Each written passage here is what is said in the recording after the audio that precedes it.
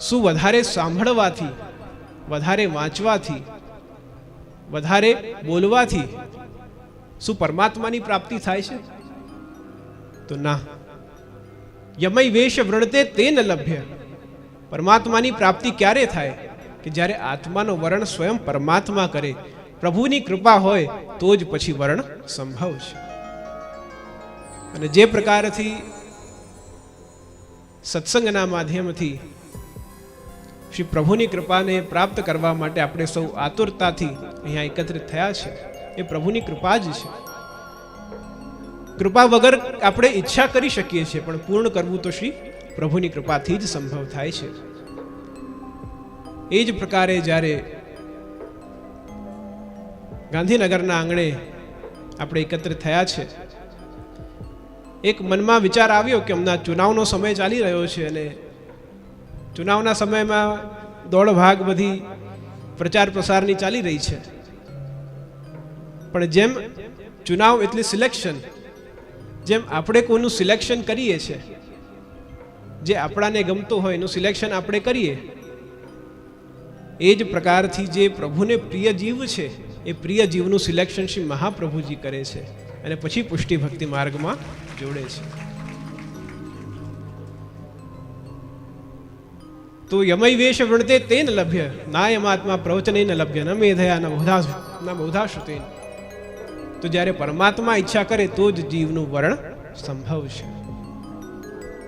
અને જ્યારે જીવનું વરણ થાય છે ત્યાર પછી એ જ્યારે જોડાય છે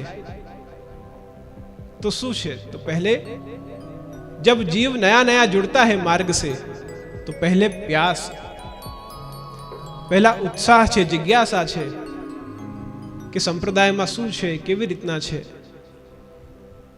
તો પ્યાસ જાગૃત થવી. અને પ્યાસ કેવી રીતના જાગૃત થાય?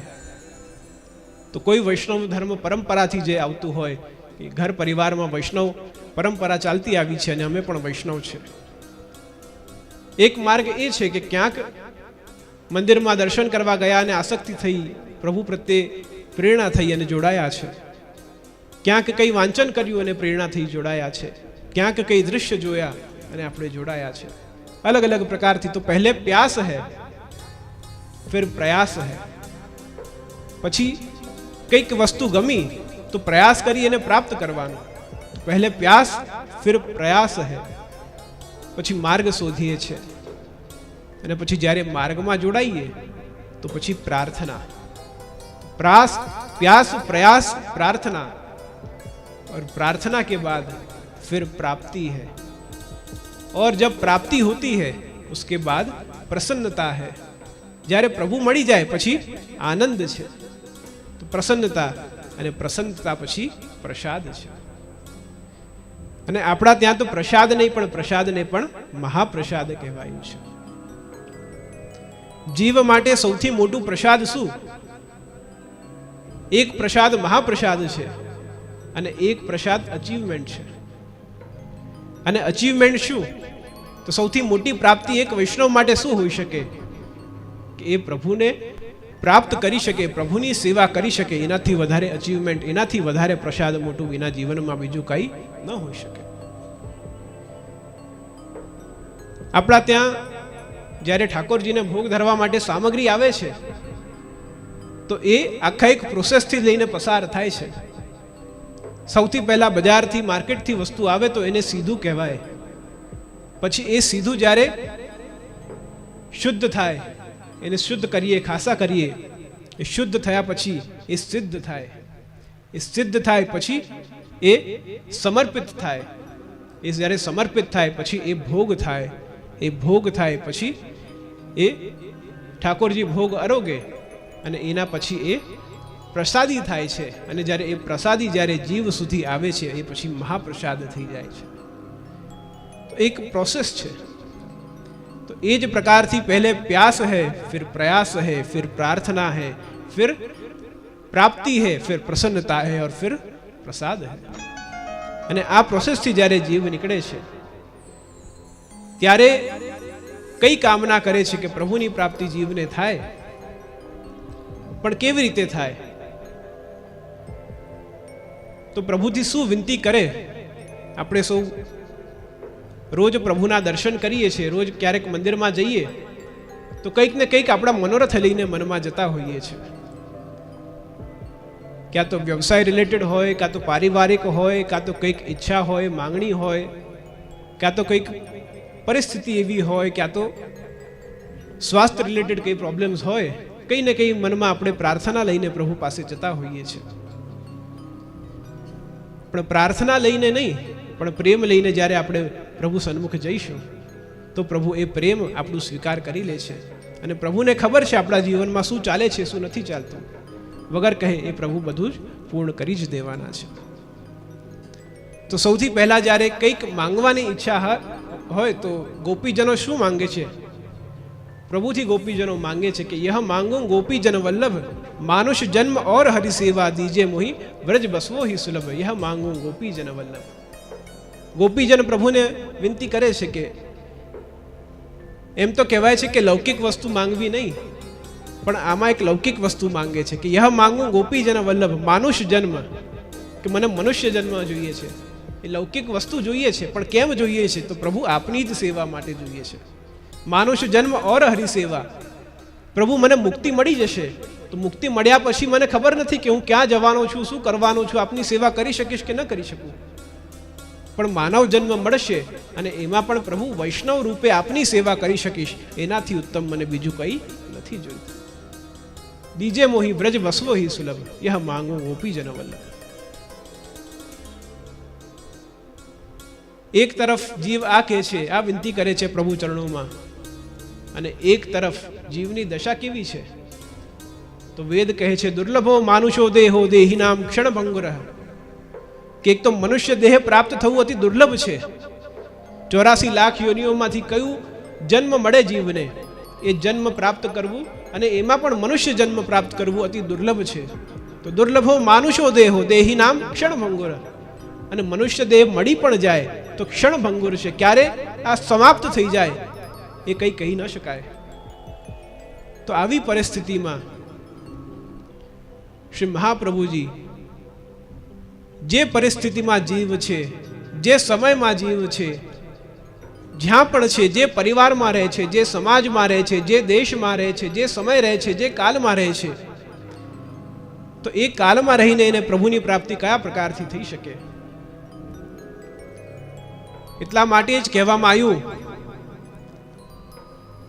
કે માર્ગોયમ સર્વ માર્ગાનામ ઉત્તમ પરિકીર્તિત, કે માર્ગોયમ સર્વ માર્ગાનામ, કે જે પુષ્ટિ ભક્તિ માર્ગ છે એ બધા માર્ગથી ઉત્તમ કેમ છે? કારણ કે અહીંયા સંન્યાસની વાત નથી કે ઘર છોડીને તમે બહાર જાઓ, તપસ્યા કરો, જપ કરો, ખાવા પીવાનું છોડી દો તો જ તમને પ્રભુની પ્રાપ્તિ થશે.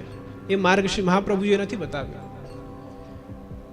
શ્રી મહાપ્રભુજી આજ્ઞા કરે છે કે તમે જેમ છો, જ્યાં છો, જે તમારું નામ છે, જે તમારું એડ્રેસ છે, જે તમારું પરિવાર છે, જે તમે રહેતા હો ત્યાં રહીને અને તમે ઘરમાં જ પ્રભુને પધરાવીને જે વર્ષોની તપસ્યા પછી પ્રાપ્ત થાય છે એ જ પ્રભુને બ્રહ્મ સંબંધ લઈ તમે તમારા ઘરે પધરાવી અને બાલ સ્વરૂપે સેવા કરો, એનાથી ઉત્તમ માર્ગ બીજું કંઈ જ નથી. તો અહીંયા શ્રી મહાપ્રભુજી આજ્ઞા કરે છે प्राप्त करवा माटे कुछ छोड़ने की जरूर नहीं है, कुछ तोड़ने की जरूर नहीं है. कुछ छोड़ने की जरूर नहीं है, कुछ तोड़ने की जरूरत नहीं है, लेकिन अपने आप को उसकी ओर मोड़ने की जरूरत है. तो आ संसार में ज्यां छे जेम छे एम ज आपणे रहीए, पण पोतानी जातने एना तरफ जो मोड़ी लईए तो पछी जीवन जीवानी एक अद्भुत ज कला छे, एक अद्भुत ज आनंद छे. એ જ આનંદ પ્રાપ્ત કરવા માટે એકવાર એક શિષ્ય એના ગુરુ પાસે જાય છે અને એના ગુરુને એ શિષ્ય આવીને કહે છે કે જેટલું પણ મને અભ્યાસ અધ્યયન કરવાનું હતું એ બધું જ મેં પર્યાપ્ત કરી લીધું છે. વિવેકશીલ પણ હું છું અને સાથે સાથે સાચું ખોટું શું છે એનું પણ જ્ઞાન મને છે. પણ વસ્તુ એ છે કે અભ્યાસ પણ કરી લીધો, વિવેકશીલ પણ છું અને સાચું ખોટું પણ હું ઓળખું છું. પણ વસ્તુ એ છે કે મારા માતા પિતા મને હજી પણ કહે છે કે તું સત્સંગનો આશ્રય ન છોડતો. તો કેમ આટલું બધું મેં વાંચન કર્યું, બધું જ સમજ્યો, સાચું ખોટું પણ ખબર છે, પણ સત્સંગ કેમ કરવાનું કહે છે મને. તો ગુરુ એક કામ કરે છે, કંઈ બોલતા નથી, પણ બાજુમાં એક હથોડી પડી છે, એ હથોડી લે છે અને નીચે જમીન પર એક છીંકો બાંધેલો હોય છે, એ છીંકા પર એ હથોડી મારે છે. જેમ એ હથોડી મારે એમ એ સમજતો નથી અને વિચાર કરે છે કે ગુરુએ ઉત્તર ન આપ્યો, પાછો જતો રહે છે.